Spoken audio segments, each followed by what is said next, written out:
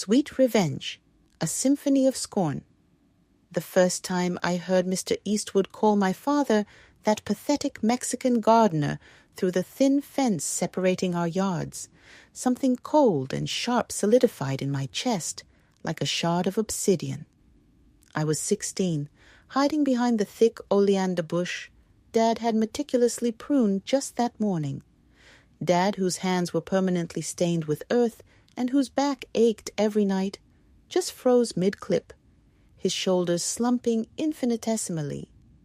He didn't turn, didn't argue, just absorbed the venom like parched soil takes rain, even if it was acid. My mother, overhearing from the kitchen window, flinched as if struck. That flinch became a permanent fixture in my memory, a silent scream. 6 years later, at 22, that shard hadn't melted. It had grown meticulously faceted by years of subtle barbs, dismissive glances, and the casual cruelty of a man who believed his inherited wealth and spotless colonial on Maple Crest Drive granted him dominion over everyone, especially my parents, the Ortegas, in their modest bungalow next door. Mr. Bartholomew Eastwood III, Bart to his equally insufferable golf buddies, a pillar of the community, chair of the neighborhood watch, arbiter of taste and apparently human worth. His weapons were never overt, never shouts, rarely direct insults anyone else could reliably witness. Just a steady drip feed of belittlement, comments about Dad's truck. Does that thing even pass emissions? Thinly veiled remarks about Mom's vibrant garden flags. A bit. Ethnic for Maple Crest, don't you think, Maria? The way he'd accidentally let his sprinklers oversoak Dad's prized roses, wilting the petals. Each incident chipped away at them, leaving them smaller, quieter, perpetually apologetic for simply existing next to his magnificence. My graduation from state with a degree in computer science wasn't celebrated next door. Just a curt, "Hope you find a real job soon, Diego." Tech bubbles always bursting. Mom's radiant smile faltered. Dad gripped my shoulder too tightly. The obsidian shard vibrated. Revenge wasn't a sudden impulse. It was a meticulously composed symphony. Rage was the fuel, but cold, calculated intelligence would be the conductor. I needed more than momentary discomfort. I needed to dismantle the carefully constructed edifice of Bartholomew Eastwood III. Brick by hypocritical brick. I needed him exposed, humiliated, utterly powerless. And I needed it to hurt where he lived. His reputation, his sense of superiority, his carefully curated image. The surveillance started subtly. Not creepy stalker stuff, just heightened awareness. I noted routines. His vintage Jaguar left precisely at 8:15 a.m. weekdays. He returned around 6:30 p.m., often carrying dry cleaning or gourmet grocery bags. Weekends were golf, 7:30 a.m. departure, country club lunches, and tending his absurdly perfect, chemically dependent lawn with military precision. His wife, Cynthia, a perpetually anxious ghost in expensive linen, flitted between charity committees and spa appointments. Their college dropout son, Chad, roared in and out on a motorcycle at all hours. The weak link? Bart himself. His arrogance was his vulnerability. He believed himself untouchable, above suspicion. He was careless. His Wi-Fi network, Eastwood Manor, was secured with his wife's birthday, gleaned from a discarded charity gala invite in their recycling bin, placed neatly beside the bin, never in it, because even trash was beneath him. A few discreet digital forays revealed his online life was a swamp of hypocrisy. Forum rants under pseudonyms like True Patriot 76 railed against immigrants, while his hedge fund quietly invested in companies reliant on migrant labor. He frequented discreet companionship websites, always using a prepaid visa, but his IP address and browsing habits were a neon sign. He cheated on Cynthia with depressing predictability. He also had a secret, a significant undeclared offshore account, hinted at in encrypted fragments of emails accessed through a phishing lure disguised as a country club membership renewal. Financial fraud, adultery, hypocrisy. The pillars of his public persona were rotten. But digital dirt wasn't enough. I needed visceral, undeniable exposure. Something that would detonate in the heart of his precious Maple Crest society. Then I noticed the gnomes. Not just any gnomes. Hideous, garish things Cynthia inexplicably collected. Bart despised them. He'd been caught on my phone's camera, zoomed discreetly from my bedroom window, kicking one over after Cynthia left for her book club, muttering about tasteless garbage. A petty hatred, but a genuine one. That's when the melody began to form. Phase 1. The seeds of doubt. I started small, anonymous, a fake community newsletter email sent to everyone on the Maple Crest list, easily scraped from the neighborhood watch site Bart himself administered. It contained a grainy, digitally altered photo suggesting Bart was involved in a shady land deal threatening the local park. Utter fabrication, but plausible enough to raise eyebrows. Whispers started. I saw Mrs. Henderson across the street give Bart a distinctly cool nod the next morning. He looked baffled, then irritated. Good. Phase 2. The erosion of perfection. His lawn. His sacred, immaculate, environmentally disastrous carpet of green. I didn't sabotage it. I enhanced it. Using a small drone modified for precision spraying, a college project repurposed, I applied a highly specific, completely legal, but incredibly potent fertilizer blend, only to specific patches under cover of darkness. The result? Within a week, bizarre fluorescent green stripes appeared, spelling out, in elegant cursive visible only from the air or upstairs windows, cheetah. Panicked, Bart called landscapers, blamed them, ranted about sabotage. They tested the soil, found nothing illegal, just unusual concentrations. His reputation as the Lawn King was tarnished. The neighborhood chuckled behind closed doors. Cynthia fretted. The obsidian hummed. Phase 3. The gnome uprising. This required finesse. Over several nights, I carefully relocated Cynthia's gnome collection. Not stolen, moved. One appeared perched precariously on the roof of Bart's Jaguar one morning. Another was found meticulously arranging pine cones on the 18th green at his country club. A third, holding a tiny protest sign reading, "Free the Lawn," outside the HOA president's house. Each gnome was returned anonymously to Cynthia's garden the next day, but the message was clear. Someone was playing an elaborate, humiliating joke, and Bart was the punchline. His public meltdown at the club over the gnome on the green was legendary. Security footage, leaked anonymously to the neighborhood Facebook group Naturally, showed him purple-faced, waving a 9-iron at a ceramic fisherman. Chad thought it was hilarious. Cynthia was mortified. The whispers turned into open gossip. "Poor Cynthia," they murmured. "Bart's losing it." Phase 4. The crescendo. It was time for the grand finale, the Maple Crest annual summer gala, Bart's shining moment. He was co-chair, set to give a self-aggrandizing speech about community values. The hypocrisy was ripe.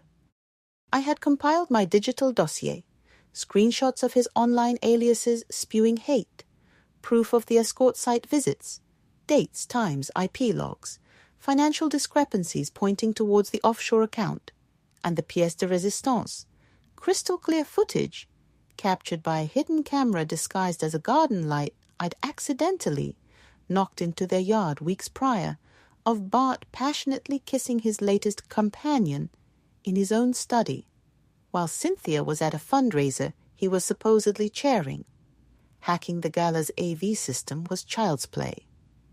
As Bart took the podium, beaming, adjusting his bow tie, ready to bask in adoration, the massive screen behind him flickered. Instead of the planned slideshow of neighborhood beautification, it displayed the damning evidence. First, the racist forum posts, his username clear. Gasps rippled through the crowd. Then, the escort site login history. Murmurs of shock. Then, the financial charts with highlighted anomalies. Angry muttering. Finally, the kiss. High definition, undeniable. Cynthia, seated at the front table in her finest silk, turned bone white, then a deep, mortified crimson. She clapped a hand over her mouth, tears welling instantly. The screen froze on Bart's stunned, guilty face, mirrored perfectly behind him. The microphone picked up his choked, "What? No, this is sabotage!" He fumbled, tried to grab the laptop, knocking over his water glass. Chaos erupted. Gasps turned to shouts. Cynthia fled, sobbing. Chad, drunk, started yelling incoherently. The HOA president stormed the stage. The slick veneer of Maple Crest perfection shattered like cheap glass. The fallout was nuclear. Cynthia filed for divorce immediately, taking half of everything she could get her hands on, including details of the offshore account provided helpfully by an anonymous source to her lawyer. The IRS launched an investigation into his finances.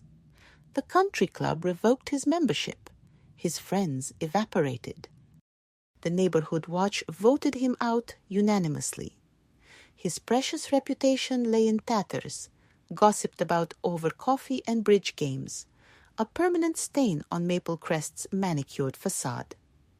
He became a ghost. The Jaguar vanished, replaced by a nondescript sedan. The lawn grew patchy and unkempt. He'd scurry from house to car, head down, avoiding all eye contact. The bluster, the sneering superiority was gone, replaced by a palpable aura of shame and defeat. The house, once a beacon of smug prosperity, looked hollow, almost haunted. I watched it all unfold from our modest porch, sipping lemonade with Mom and Dad. Mom was quieter than usual, her gaze lingering on the Eastwood house with a complex mix of pity and grim satisfaction. Dad tended his roses, vibrant and healthy, without Eastwood's sprinkler sabotage. He didn't say much about the scandal, but the perpetual tension in his shoulders had eased.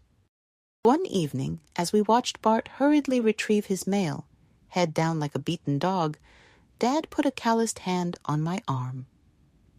"Diego," he said, his voice low and gravelly, "that man, he looks smaller now. He didn't ask.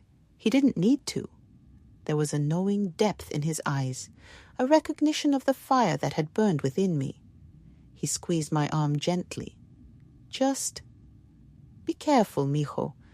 Anger, it's a heavy stone to carry." The symphony was over. The final discordant note had faded. I'd achieved the sweetest revenge. Not violence, not vandalism, but the utter annihilation of Bartholomew Eastwood III's carefully constructed world.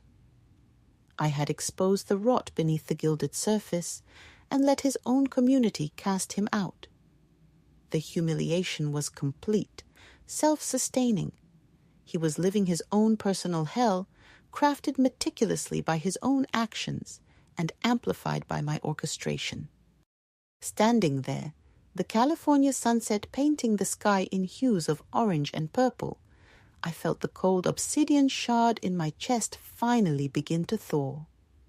The fierce heat of vengeance was cooling, replaced by a complex stillness. There was satisfaction.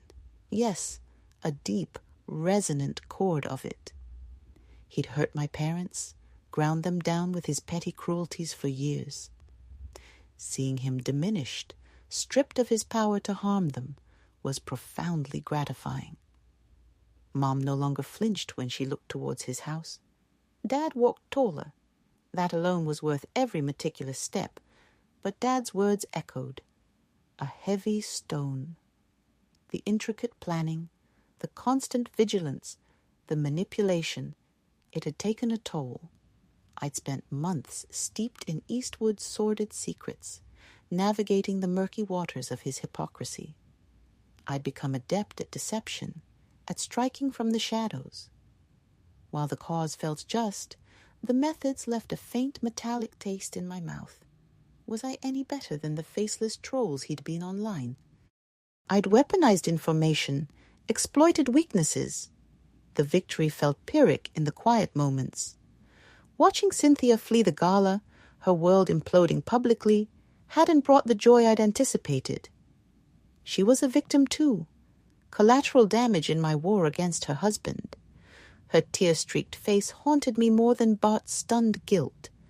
Revenge, I realized, wasn't a scalpel. It was a cluster bomb. The fallout spread wider than intended. And Bart himself. Seeing him scuttle now, a broken ghost haunting his oversized house, wasn't the triumphant image I'd fantasized about. It was pathetic, empty. The monster I'd built him up to be in my mind had shrunk to a frightened, lonely man reaping the bitter harvest of his own arrogance and cruelty. The fire of my hatred, so long sustained, flickered lower, replaced by an unsettling emptiness. What had I really gained? My parents' peace, yes, but at the cost of my own innocence? I hadn't broken laws, not technically, but I'd bent ethics like pretzels. The sweetness of the revenge was undeniable, thick and cloying on my tongue. It was the satisfaction of a puzzle perfectly solved, a wrong decisively righted. But beneath it lingered an aftertaste, complex and slightly bitter. The knowledge that to defeat a monster, I'd had to peer into the abyss, and perhaps invite a little of its darkness into myself. I'd proven I could be just as cunning, just as ruthless in my own way. Was that strength or a different kind of corruption? I took a deep breath, the scent of Dad's roses and the freshly cut grass from our own lawn filling my lungs. Maple Crest buzzed with the mundane sounds of evening. Sprinklers hissing, a distant dog barking, children laughing. Life went on. The scandal was already fading into neighborhood lore, a juicy story for new residents. The Ortegas were still here, still tending their garden, still working hard, but lighter, freer. The obsidian shard was gone, dissolved. In its place was something harder to define, a scar, perhaps, or a lesson etched deep. Revenge was served, cold and exquisitely crafted. It was delicious. It was necessary. But as I turned to go inside, catching my reflection in the window, a young man who looked older than his 22 years, eyes holding a knowledge he hadn't possessed a year ago. I knew its sweetness was complex, laced with the undeniable tang of consequence. The symphony was over, but the silence afterwards held its own profound, unsettling music. I had won. But the cost of the score I was only beginning to understand. The path to vengeance, however justified, however elegant, always leaves footprints on the soul. And mine, I realized, looking towards the darkened windows of Eastwood Manor, would take time to fade. The victory was absolute, the satisfaction deep, but the quiet after the storm held a question I hadn't anticipated. What does winning this way make me? The answer, like the lingering scent of Cynthia's abandoned perfume mingling with the night-blooming jasmine, was complex, unsettling, and far from simple. The revenge was sweet, yes, but the aftertaste was a lifetime long.